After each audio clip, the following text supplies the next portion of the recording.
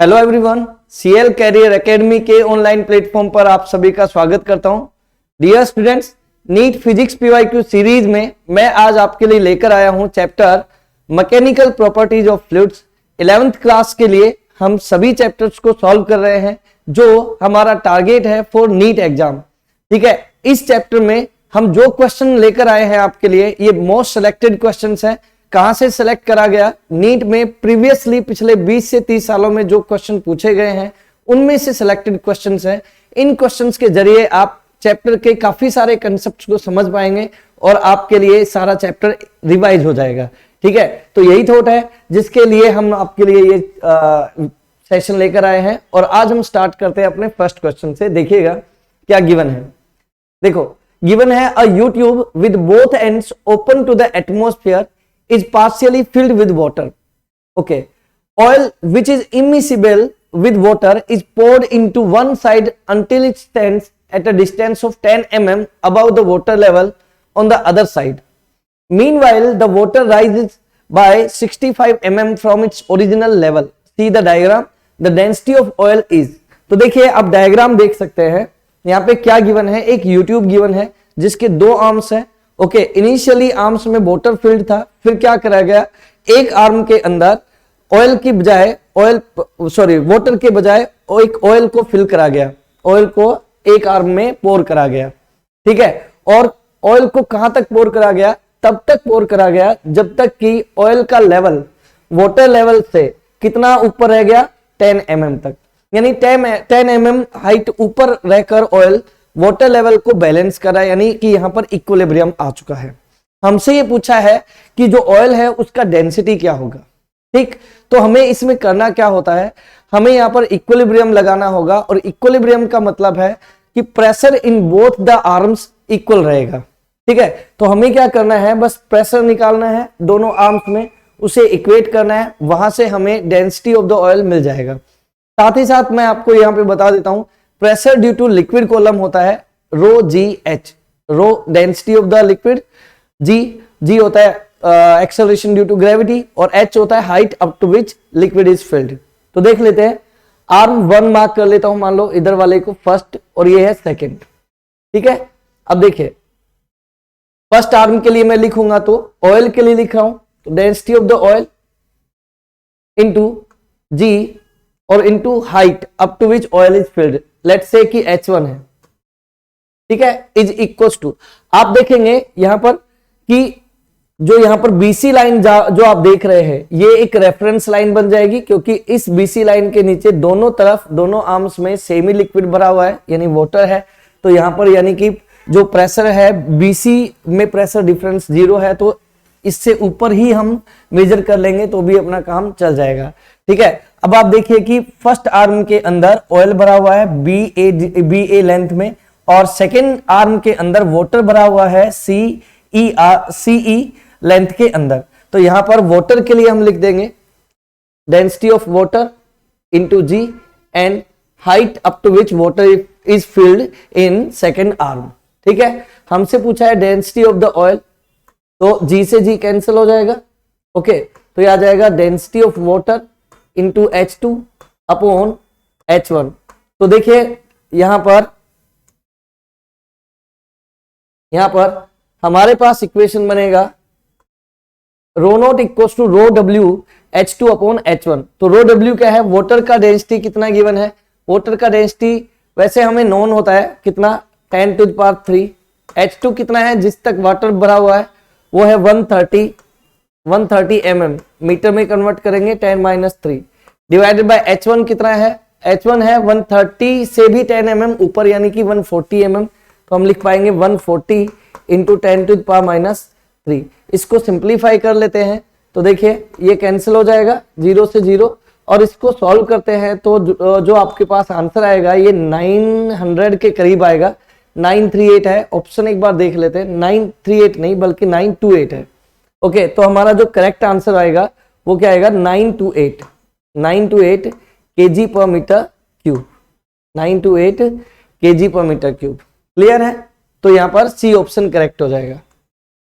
ठीक, नेक्स्ट देखो अगला प्रश्न क्या कहता है। गिवन है two non mixing liquids of density rho and n rho where n is greater than 1 are put in a container, the height of each liquid is h, a solid cylinder of length L and density D is put in this container.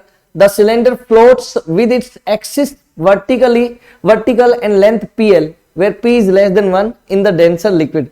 The density D is equals to, देखो given क्या है, हमें दो liquids है, ठीक है, और उनके बाउंड्री पर क्या करा गया, उसके बाउंड्री पर एक सिलेंड्रिकल ऑब्जेक्ट को प्लेस करा गया, ठीक है, और उस सिलेंडर का, उस सिलेंड्रिकल ऑब्जेक्ट का कुछ पार्ट फर्स्ट लिक्विड में है, कुछ पार्ट अदर लिक्विड में है, यानी कि डेंसर जो लिक्विड रहेगा वो नीचे रहेगा और रेयर लिक्विड है वो ऊपर रहेगा। तो कुछ पार्ट रेयर लिक्विड में है, कुछ पार्ट डेंसर लिक्विड में है सिलेंडर का। तो हमें यहाँ पे ये पता लगाना है कि सिलेंडर का डेंसिटी क्या होगा, ऑब्जेक्ट का डेंसिटी क्या होगा। तो एक बार डायग्राम से आप देखिएगा इसको। जैसे मान लो कि ये सिचुएशन है, ठीक है, यहां पर टू लिक्विड्स है जो फिल करे गए हैं। मान लो ये लिक्विड 1 है और ये लिक्विड 2 है। लिक्विड 2 यहां पर डेंसर लिक्विड है तो वो नीचे रहेगा, और 1 रेयर लिक्विड है, लेस डेंसर, ठीक। और इसके बाउंड्री पर यहां पर एक सिलेंड्रिकल ऑब्जेक्ट को इस तरह से प्लेस करा गया है। अब देखिएगा, non mixing liquid of density rho and n rho, एन की वैल्यू 1 से बड़ी है तो डेंसर लिक्विड का डेंसिटी गिवन है कितना है, एन रो, और रेयर लिक्विड का डेंसिटी क्या है, रो, ठीक है। और इसके इनमें जो लिक्विड है उसकी हाइट कितनी गिवन है, h, okay. A solid cylinder of length L, ये जो सिलेंडर रखा हुआ है इसकी टोटल लेंथ कितनी है, L है, ओके, एंड डेंसिटी D है। तो सिलेंडर की लेंथ कितनी है, L, और डेंसिटी कितनी है, D है। The cylinder floats with its axis vertical, मतलब वर्टिकली सिलेंडर रखा हुआ है और वो फ्लोट करता है। Length PL in the denser liquid, और P इज लेस देन 1, यानी कि PL part of the cylinder, PL part of the cylinder वो डेंसर लिक्विड में है। रिमेनिंग पार्ट यानी कि L माइनस PL पार्ट वो फर्स्ट रेयर लिक्विड में प्लेस्ड है। आई होप आप ये बात समझ गए होंगे। तो बस अब अपने को यहाँ पे क्या करना है, यदि ये इक्विलिब्रियम में है तो अपने को सारे फोर्सेज को बैलेंस करना है। तो यहाँ पर आप देखेंगे कि यहाँ पर जो ब्लॉक है, सॉलिड सिलेंडर है, इसका वेट mg बैलेंस हो जाएगा किससे, अब दोनों लिक्विड्स के अंदर है तो दोनों लिक्विड जो बुओयंट फोर्स लगाएंगे अपवर्ड उससे mg बैलेंस होगा। तो मैं लिखूंगा FB1 and plus FB2, B for buoyant force, okay. Mass के लिए हम लिख लेंगे rho into volume, density into volume. तो यहां पर जो सिलेंडर है उसकी डेंसिटी कितनी गिवन है, D है, तो D। और वॉल्यूम के लिए हम क्या लिखेंगे, area of cross section into its length, तो AL, और G तो है ही, चल ठीक है। बुओयंट फोर्स का फॉर्मूला होता है density of liquid into volume inside of the body, okay, and into G। तो डेंसिटी ऑफ द लिक्विड, तो अभी मैं डेंसर लिक्विड के लिए लिखता हूं, तो डेंसिटी क्या गिवन है, यहां पर ये गिवन है n रो, ठीक है। और G भी रहेगा G, और वॉल्यूम के लिए क्या लिखेंगे, area of cross section into length, तो लेंथ कितनी है, PL है, ठीक है। और प्लस नेक्स्ट जो लिक्विड 1 है उसमें यदि हम बुओयंट फोर्स लिखते हैं तो यहां पर आ जाएगा density rho, okay, G। Volume के लिए लिखेंगे A, एरिया, और लेंथ जो कि लिक्विड 1 में है वो हो जाएगी L माइनस PL, ठीक। अब इसे हम सिंप्लीफाई करेंगे तो हमें आंसर मिलेगा, देखो A से A कैंसिल हो गया, बोथ साइड है, ठीक है। लेंथ से लेंथ भी कैंसिल हो जाएगा, L भी यहां से कैंसिल हो जाएगा, ठीक है, ओके। G से G भी कैंसिल हो रहा है, तो अब बचा क्या, बस वो हमें लिखना है। तो आप देखेंगे इधर बचा हमारे पास D इज इक्वल्स टू, यहां बचा N रो P एन प्लस इधर बच गया हमारे पास रो इंटू 1 माइनस P। क्लियर है। अब हम कॉमन ले लेंगे तो हमारे पास आंसर मिलेगा। तो देखिएगा यहां से D इज इक्वल्स टू आ जाएगा, देखिए रो कॉमन आ जाएगा, रो आउटसाइड, तो यहां बचेगा 1 प्लस, अब देखो यहां पे P दोनों में है, इधर भी है यहां पर भी है, तो मैं लिखूंगा 1 प्लस 1 प्लस n और -1 n -1 इंटू पी।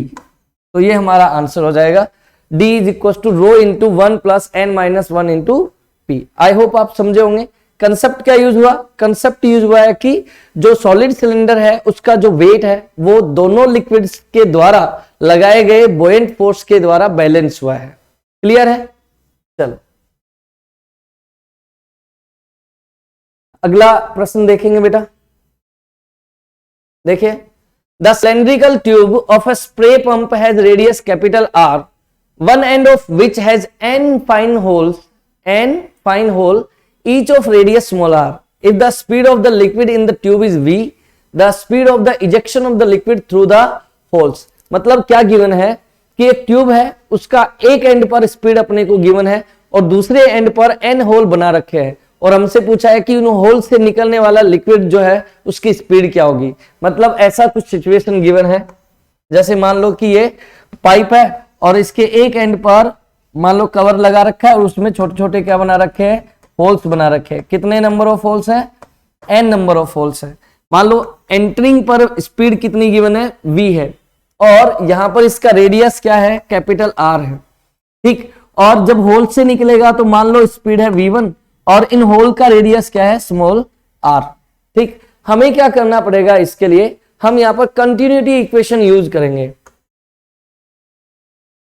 कंटिन्यूटी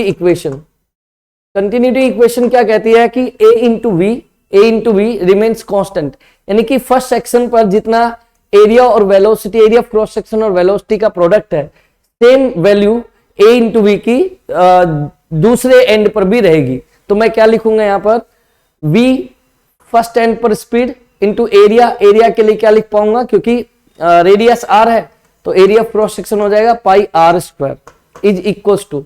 अब यहां पर कितने होल बना रखे हैं? n होल बना रखे हैं, तो n होल्स का एरिया क्या हो जाएगा? Pi small r square. Okay, and speed क्या हो जाएगी? v1, और हमें चाहिए बस v1 की वैल्यू। पाई से पाई कैंसिल हो जाएगा तो v1 आ जाएगा यहां से हमारे पास क्या? V R square upon n small r square. तो यही हमारा आंसर होगा।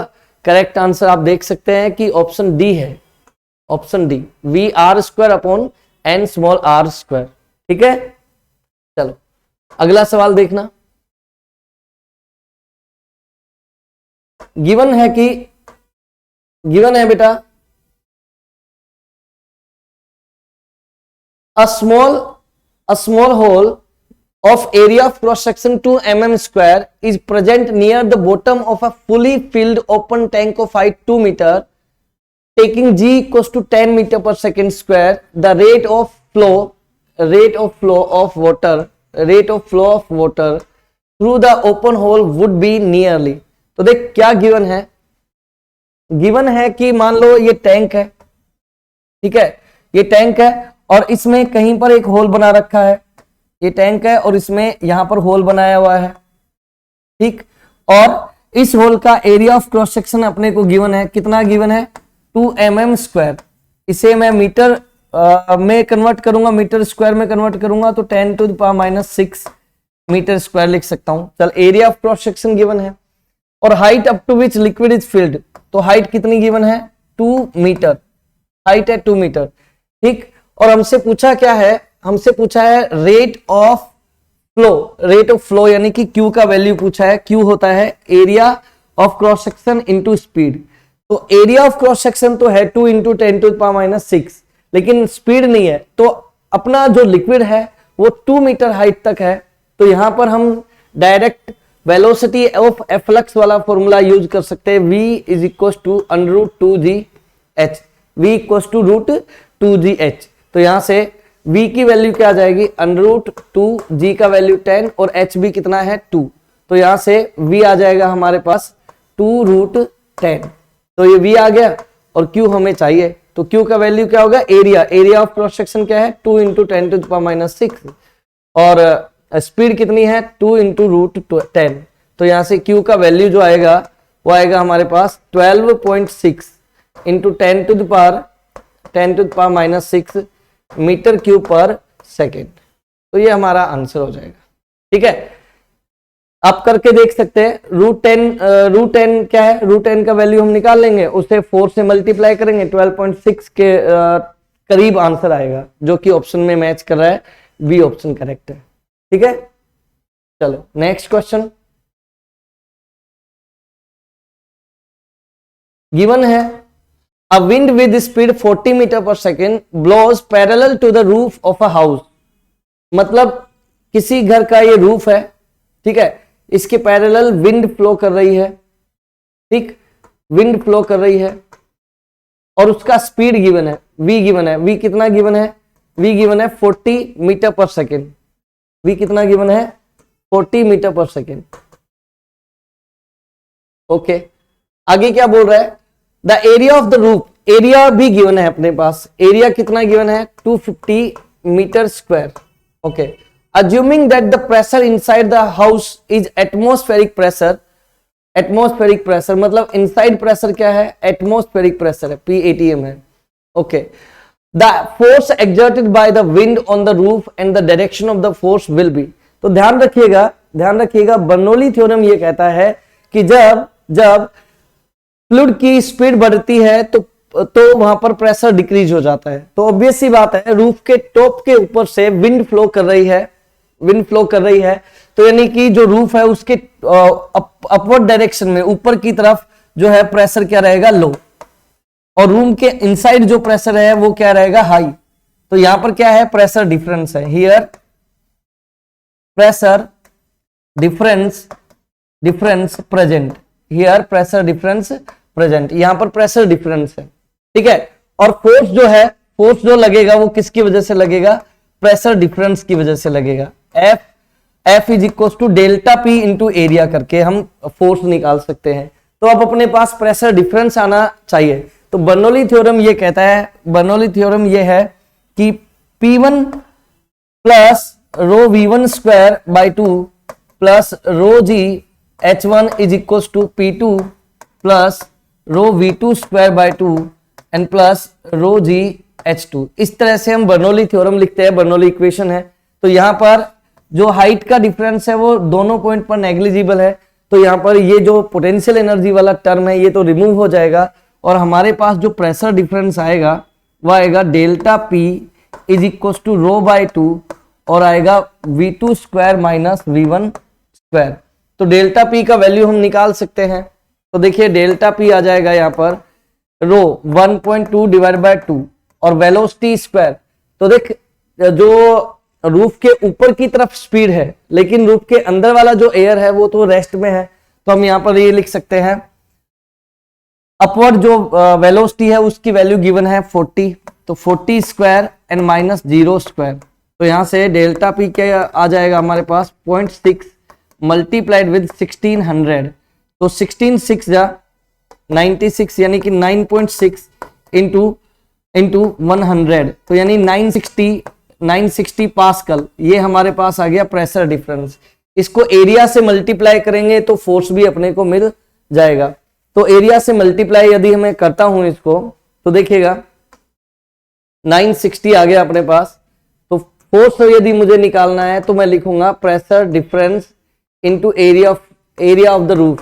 तो डेल्टा पी आया अपने पास 960 और एरिया क्या है 250, ठीक है। इसे सिंप्लीफाई करेंगे तो अपने को आंसर मिल जाएगा 00 25 6 जा 150 0 15 एलसीएम 25 9 जा 225 और 10 235 एंड 5 240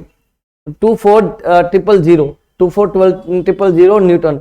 या आप लिख सकते हो F equal to 2.4 into 10 to the power 4 newton. ये हमारा आंसर हो जाना चाहिए, ठीक है। और किधर की तरफ लगेगा, तो जिधर प्रेशर लो है उधर की तरफ फोर्स लगेगा। प्रेशर हाई से लो की तरफ लगता है, ओके, हाई से लो की तरफ प्रेशर डिफरेंस है तो फिर फोर्स भी अपवर्ड डायरेक्शन में लगेगा। तो upward 2.4 into 10 to the power 4। अच्छा वहां पे क्या है 1 सेकेंड 2 0 तो यही हो गए 25। अच्छा 1 0 हो रहा है ना बेटा, तो यहाँ पर 10 टू द पावर 5 आ जाएगा। एक बार चेक भी कर लेते हैं। 2 0 तो ये रहे 25 6 जब 150 0 और ये आ गया अपने पास 15 और 25 9 जा 225 और 15 042 240 सही है 240। तो यहाँ पे 10⁵ ही आएगा और किस डायरेक्शन में, अपवर्ड डायरेक्शन में। ओके, आई होप आपको क्लियर हो गया होगा। नेक्स्ट क्वेश्चन देखना बेटा, बोल रहा है कि a fluid is in streamline flow across a horizontal pipe of variable area of cross section. For this, which of the following statement is correct? मतलब बोल रहा है कि area of cross section different है, वेरी कर रहा है। तो आपको ये बताना है इस क्वेश्चन में कि वेलोसिटी कम होगी, ज्यादा होगी, कहां पर ज्यादा होगी, कहां पर कम होगी, प्रेशर कहां मैक्सिमम कहां मिनिमम होगा, ये सब पूछा है। तो आप एक बात याद रखना, बर्नौली थ्योरम और कंटिन्यूटी थ्योरम दोनों का यूज करते हैं यदि हम लोग, तो हमें पता चलता है कि जहां एरिया ऑफ क्रॉस सेक्शन कम होगा वहां पर स्पीड मैक्सिमम होगी, और जहां पर area of cross section maximum होगा वहां स्पीड क्या होगी, मिनिमम। तो जहां नैरो यदि पाइप है, जहां पर नैरो पाइप है वहां स्पीड मैक्सिमम है, और जहां पर वाइडर पाइप है वहां पर स्पीड मिनिमम होगी। प्रेशर का जस्ट उल्टा है, जहां स्पीड मैक्सिमम है वहां प्रेशर मिनिमम है। तो नैरो एंड पर स्पीड मैक्सिमम है, प्रेशर मिनिमम है, और वाइडेस्ट एंड पर स्पीड मिनिमम रहेगी तो प्रेशर क्या रहेगा, मैक्सिमम। बस यही वाली चीज है जिसे हमें यूज करना है। यहाँ पर ऑप्शन देख लेंगे, the velocity is maximum at the narrowest part of the pipe. ऐसा होता भी है, वेलोसिटी नैरो एंड पर ज्यादा होती है, वो दिख भी रहा है, लिखा है, सही है। Pressure is maximum at the widest part, यानी ये बिल्कुल सही स्टेटमेंट है, ए ऑप्शन ही करेक्ट हो जाएगा अपना। बाकी सारे तो वैसे ही रॉन्ग हो गए, फर्स्ट स्टेटमेंट ही सही है, क्योंकि नैरो एंड पर वेलोसिटी ज्यादा, प्रेशर कम, और वाइडर एंड पर वेलोसिटी कम और प्रेशर ज्यादा। क्लियर है? चल नेक्स्ट।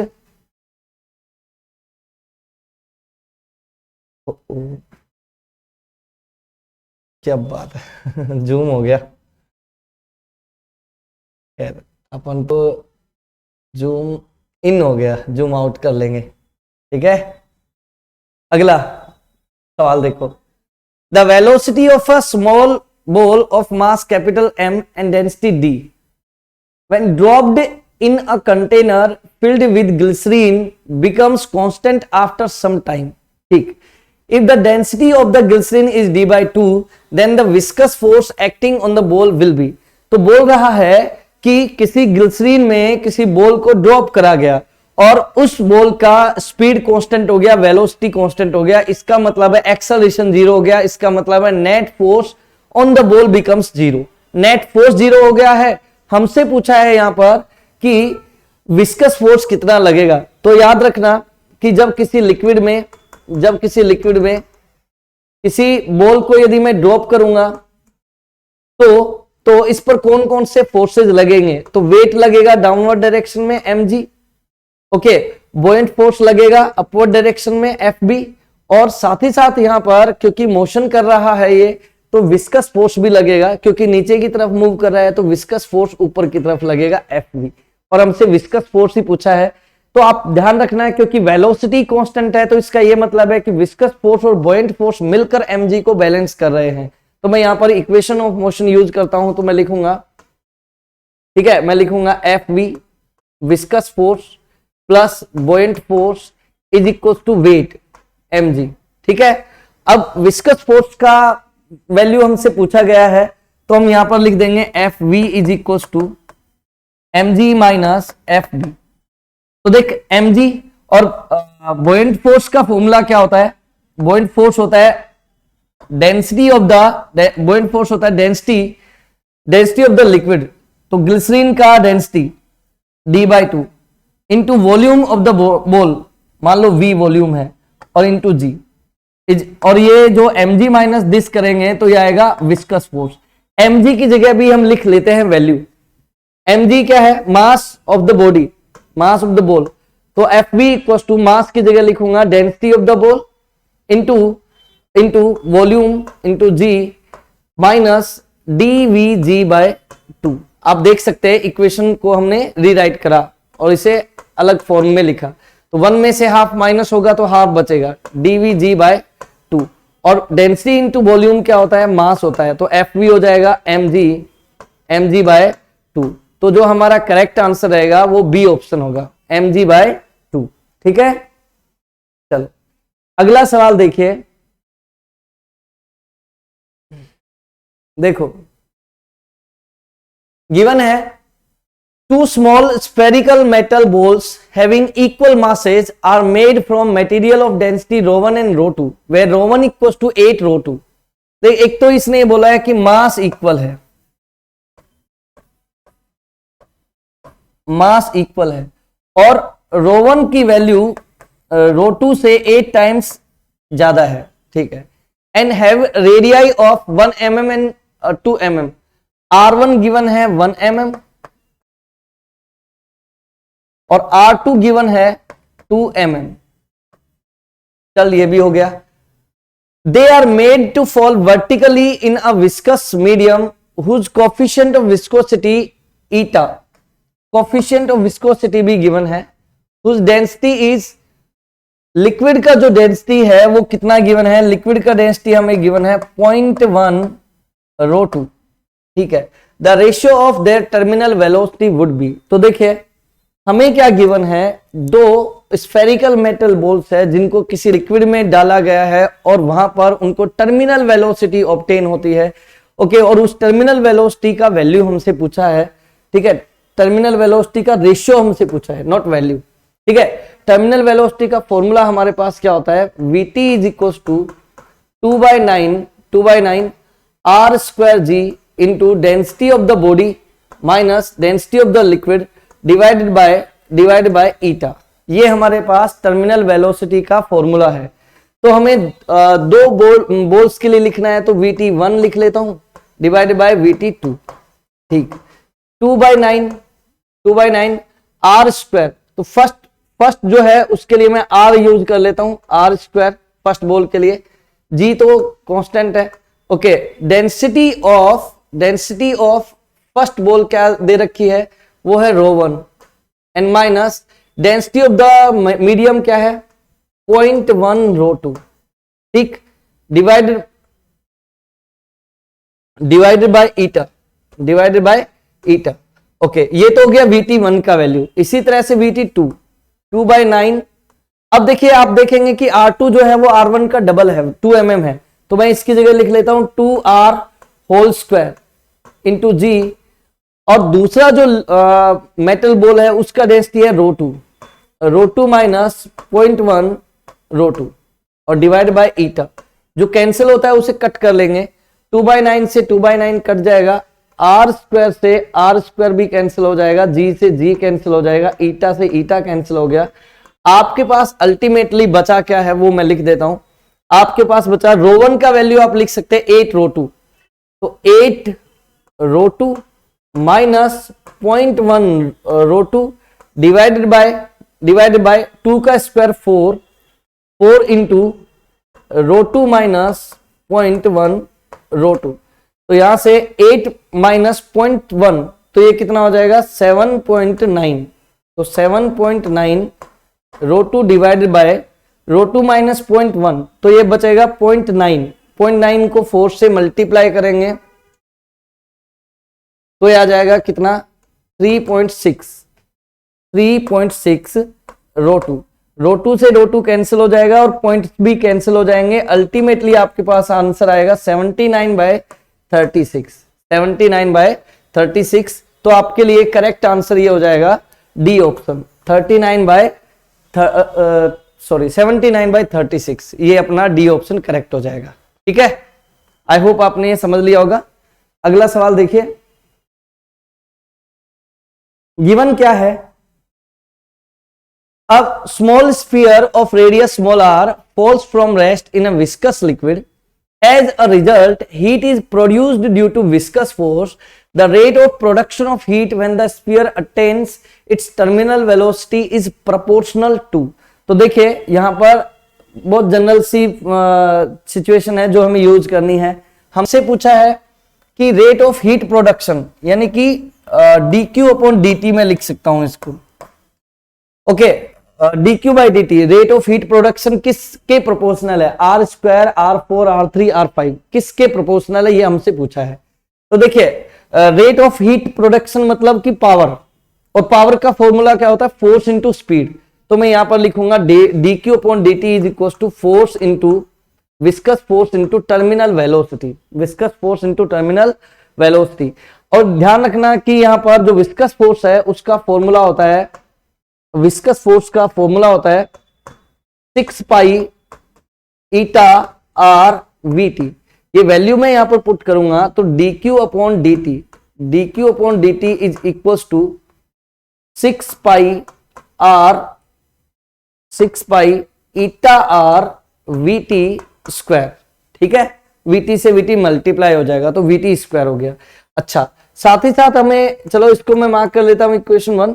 हमें पता है टर्मिनल वेलोसिटी है formula 2/9 R square G into density of the body minus density of the liquid divide by eta. यहां से आप देख सकते हैं कि terminal velocity directly proportional to are square. तो यहां मैं इक्वेशन में वैल्यू पुट करता हूं तो D q by d t आ जाएगा आपके पास directly proportional to r and v t square, v t proportional to are square, so v t square proportional to r raise to power 4। Okay, तो r into r raise to power 4, d q by d t proportional to r into r raise to power 4, so d q by d T is proportional to r to the power 5। और यही हमसे पूछा है कि heat production का rate are के किस power के प्रोपोर्शनल है, तो आर के 5/5 पावर के प्रोपोर्शनल है D Q upon D T, rate of heat production. Okay, चलो अगला प्रश्न देखिए क्या गिवन है। A capillary tube of radius small r is immersed in water and water rises in it to a height h. The mass of the water in the capillary is 5 gram. Another capillary tube of radius 2r is immersed in water. The mass of water that will rise in this tube is. तो देखो हमें क्या given है, capillary tube है जिसकी radius r है और h height तक लिक्विड राइज करता है और मास कितना राइज करता है 5 ग्राम। अनदर कैपिलरी ट्यूब है जिसका रेडियस 2r है। ओके, कितना मास राइज करेगा वो हमसे पूछा गया है। ठीक, चलिए तो हम इसको किस तरह से सॉल्व कर सकते हैं। तो कैपिलरी राइज का हमारे पास फॉर्मूला होता है 2t cos theta divide by rho are g. यहां से आप देख सकते हैं h inversely proportional to r, ठीक है, या h are is equal to constant. ठीक, h are is equal to constant. तो यहां से हम लिख सकते हैं, मान ले कि इनिशियल जो हाइट है वो h है, ओके, और फाइनल हाइट हो गई h2। इसी तरह इनिशियल रेडियस है r और फाइनल रेडियस है 2r। ठीक है, फाइनल रेडियस है 2r, इनवर्सली प्रोपोर्शनल है तो 2r ऊपर रहेगा और r नीचे रहेगा, फाइनल ऊपर इनिशियल नीचे, इनवर्सली प्रोपोर्शनल है इसलिए r से r कैंसिल हो जाएगा तो h2 is equal to h upon 2। चल ठीक है, अब देख मास का वैल्यू हमसे पूछा है तो मास को हम क्या लिख सकते हैं, मास को हम लिख सकते हैं डेंसिटी इंटू वॉल्यूम। वॉल्यूम के लिए हम क्या लिखेंगे, rho density into area, area of cross section into length यानी कि h, और एरिया ऑफ क्रॉस सेक्शन की जगह रेडियस के फॉर्म में लिखेंगे तो rho into pi r square into h। ठीक है, अब अपने को मास पूछा है तो m1 upon m2 is equal to, liquid तो सेम ही है तो मैं लिख सकता हूं r1 square h1 divide by r2 square h2। ठीक, अब वैल्यूज पुट कर देंगे, r1 का वैल्यू r ही है r स्क्वायर, h1 का वैल्यू h है, r2 का वैल्यू क्या है 2r, उसका स्क्वायर करेंगे तो 4r स्क्वायर। ओके, और h2 की जगह हम लिखेंगे h/2। Okay, h/2, R square से आर स्क्वायर, एच से एच कैंसिल, 2 से 4 को कट कर देंगे तो ये आएगा 1/2, यानी कि m1 upon m2 equal to 1/2।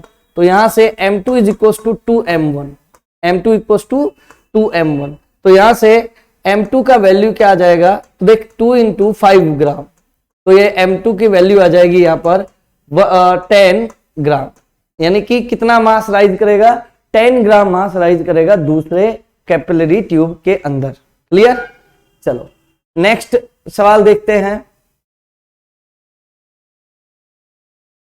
देखिए, A soap bubble having radius of 1 mm is blown from a detergent solution having a surface tension of 2.5 into 10 to the power minus 2 Newton per meter. The pressure inside the bubble equals at a point Z naught below the free surface of water in a container. Okay, G equals to 10 meter per second square. Density of water is 10 to the power 3 kg per meter cube. The value of G naught is. तो देख यहां पर हमें ऐसा कुछ situation given है, यहाँ एक सोप बबल है किसी डेप्थ जेड नोट पर, किसी डेप्थ जेड नोट पर। ओके, और हमसे ये पूछा ये जो जेड नोट है इसकी वैल्यू क्या होगी। तो वो सिंपल है कि जो एक्सटर्नल प्रेशर है वो इंटरनल प्रेशर के बराबर होगा। तो rho g z naught is equals to soap bubble का जो एक्सेस प्रेशर का फॉर्मूला होता है, प्रेशर इनसाइड जितना ज्यादा होता है उसकी वैल्यू होती है कितनी, होती 40 अपॉन आर। ये टी सरफेस टेंशन होता है, आर रेडियस होती है, रो डेंसिटी ऑफ द लिक्विड जिसमें सोप बबल है। तो यहाँ पर वाटर के अंदर है तो हम लिख पाएंगे जेड नोट हमसे पूछा है तो ये आ जाएगा 40 अपॉन रो जी आर। तो 4 सरफेस टेंशन है 2.5 into 10 to the power minus 2 divide by density कितनी गिवन है 10 टू द पावर 3, जी का वैल्यू 10, रेडियस कितनी है, रेडियस यहां पर अपने को दे रखी है, देखते हैं जी का वैल्यू भी है 1 mm 10 to the power minus 3, ये कैंसिल हो जाएगा। ओके, ये 10 भी ऊपर जाएगा, 25 4 ये हो जाएगा 100। तो 10 into 10 to the power minus 3, 10 into 10 to the power minus 3 Z naught. आप इसको क्या भी लिख सकते हैं, आप इसको लिख सकते हैं 1 सेंटीमीटर। क्या लिख सकते हैं 1 सेंटीमीटर, ये तो मीटर में है, 100 centimetre 10 to the power minus 2 metre यानी कि 1 सेंटीमीटर। तो अपना करेक्ट आंसर क्या आ जाएगा, डी ऑप्शन 1 सेंटीमीटर। क्लियर है। चलो नेक्स्ट सवाल देखते हैं बेटा। अगला प्रश्न क्या कहता है, हमें कुछ नहीं कहता है भाई क्या कहता है कि a rectangular film of liquid is extended from 4 cm into 2 cm to 5 cm into 4 cm. If the work done is 3 into 10 to the power minus 4 joule, the value of surface tension of the liquid is। तो देख, जब भी rectangular film का area extend हो रहा है मतलब जो वर्क डन है वो सरफेस एनर्जी बन जाएगा। और यहाँ पर जो फिल्म है उसके लिए वर्क डन का फॉर्मूला लिखेंगे 2t into change in area delta ए।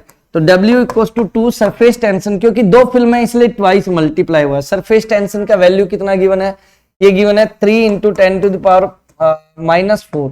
और एरिया कितना चेंज हो रहा है तो आप देख सकते हैं, इनिशियल एरिया है 4 इंटू 2 और फाइनल है 5 इंटू 4, यानी 5 इंटू 4 यानी कि 20 सेंटीमीटर स्क्वायर, यानी कि 20 into 10 to the power minus 4 and minus 4 into 2 यानी 8 और 8 into 10 to the power minus 4। ठीक है, इसको सिंप्लीफाई करेंगे तो वर्क डन आ जाएगा यहाँ पर 20 माइनस 8 यानी कि कितना 12 into 10 to power 10 to the power 6 into 12 into 10 to the power minus 4 into 10 to the power minus 4। तो यह आ जाएगा 12 इंटू 6, 12 इंटू 6। 1 सेकेंड बेटा 1 second. Value of surface tension पूछा है और वर्क डन अपने को दे रखा है, वर्क डन दे रखा है। तो ये तो थोड़ा सा उल्टा हो गया, इसको इस तरह से नहीं करना था।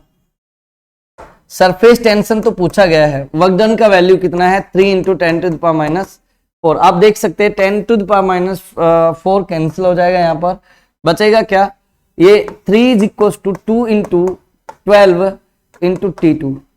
अब देखिए 3 से इसको कट करेंगे 4 टाइम्स 4 टू द 8, तो टी की वैल्यू क्या आई, सरफेस टेंशन की जो वैल्यू है वो कितनी आती है हमारे पास, सरफेस टेंशन की जो वैल्यू है वो आई अपने पास 1/8 यानी कि 0.125 न्यूटन पर मीटर।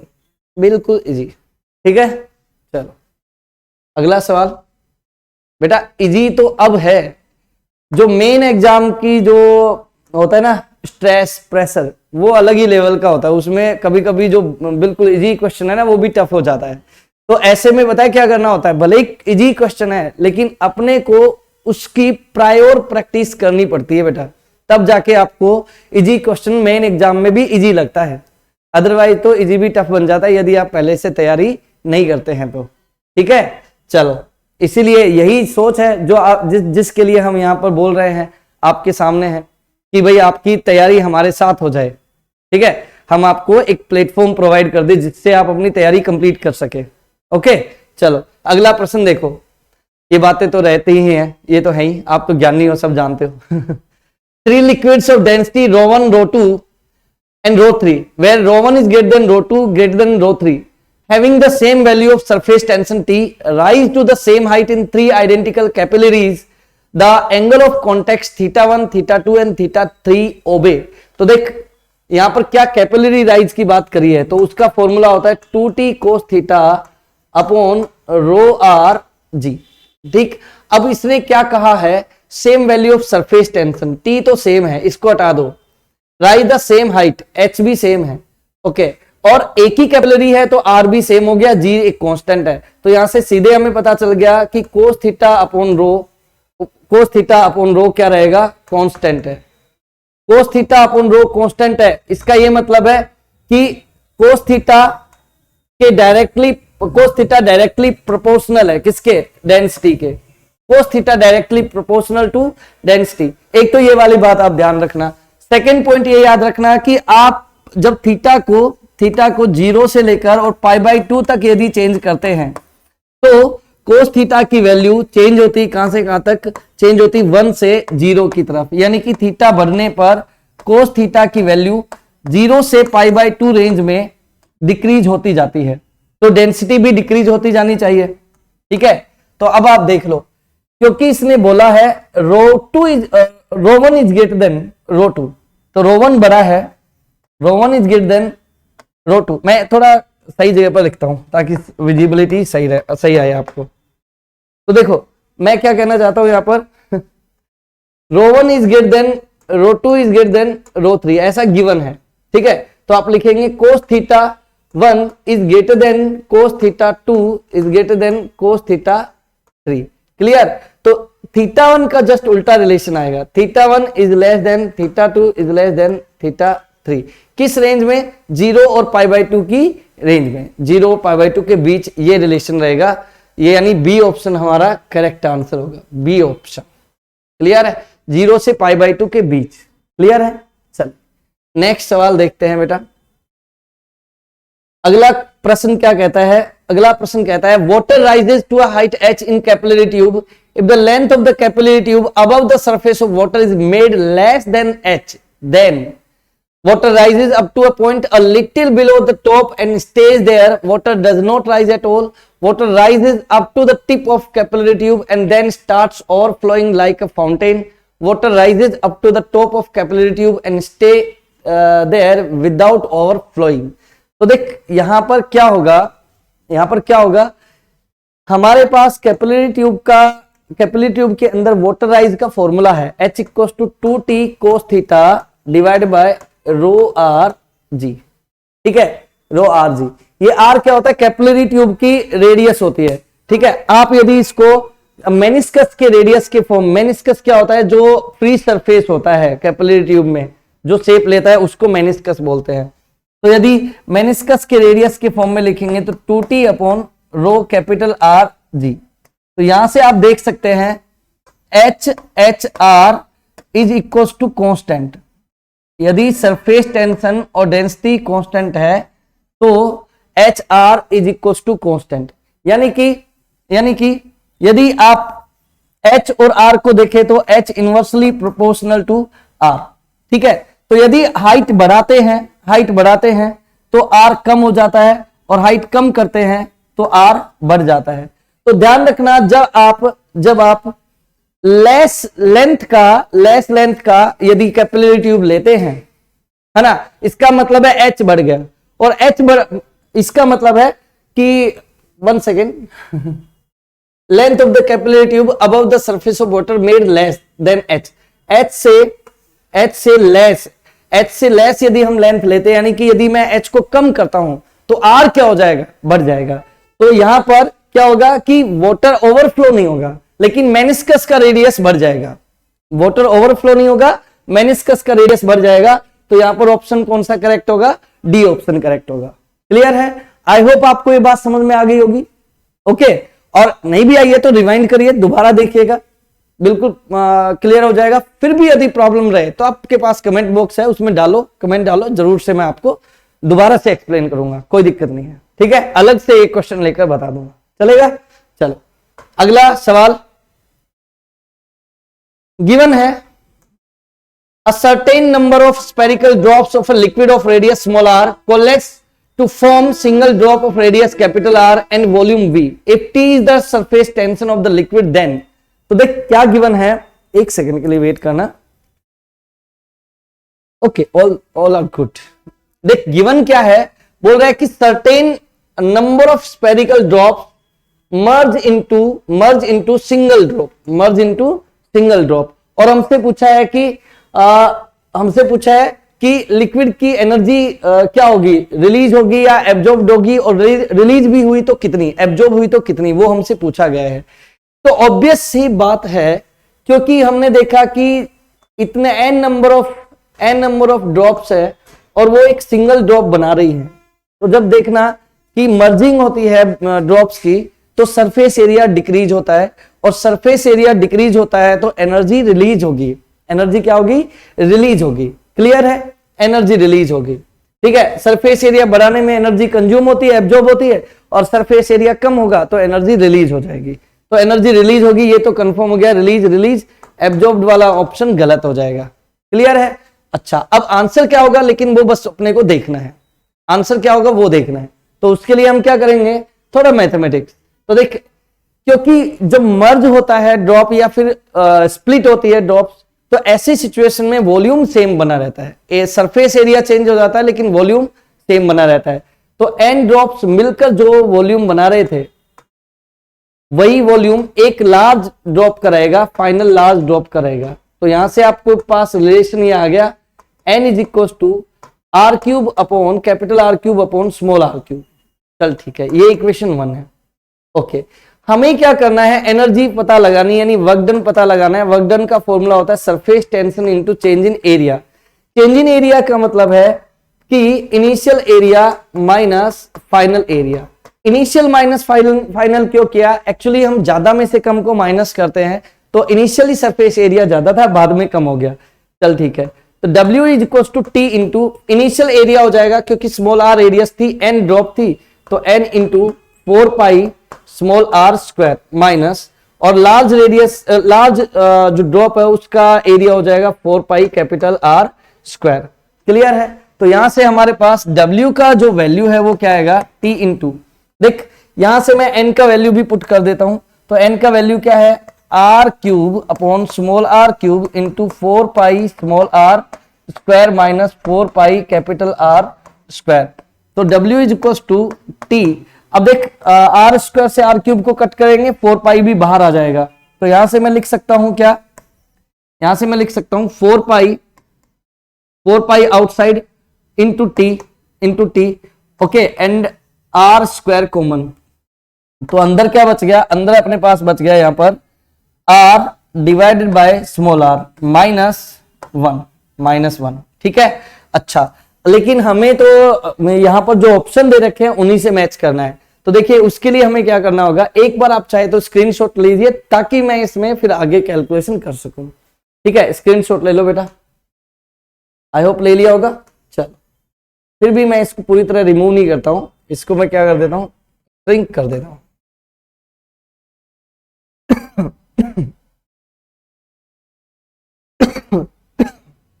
फायदा नहीं रहेगा इधर, तो यहां ठीक है।